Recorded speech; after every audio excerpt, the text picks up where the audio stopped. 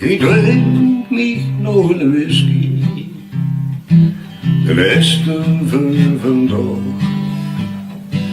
Voor mij zo ellendig, het is geen zelfbeklaog. Mijn vrouwke heet mich verlaote, ze leed mich zo alleen. Ze zag ze voont en leefde, in het kloester als een begijn. Kan me geen donder mee schelen, als dit de duivel voor mijn deur. Het kan me geen meter mee schelen, als ik morgen maar weer wakker word. Ik denk, maar zo is het leven, maar ik leg mich niet bij neer. En zing mich nog een leedje, bij de whisky of een glaasje bier.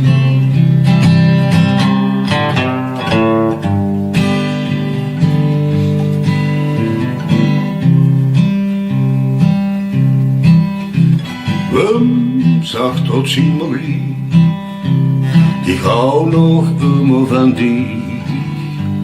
Na bijna 60 jaar is dit geen levensgedicht, maar hupste het gehuurd van twijn. Ze vrouwke leed haar elein, ze zeggen ze vonden uit leefde, in het kloester als een begijn. In beginnen donder misschien, als net de duivel voor mijn deur. Ja, het kan beginnen met op misschien, als ik morgen maar weer wakker word. Ik denk, maar zo is het leven, maar ik leg mich niet bij neer.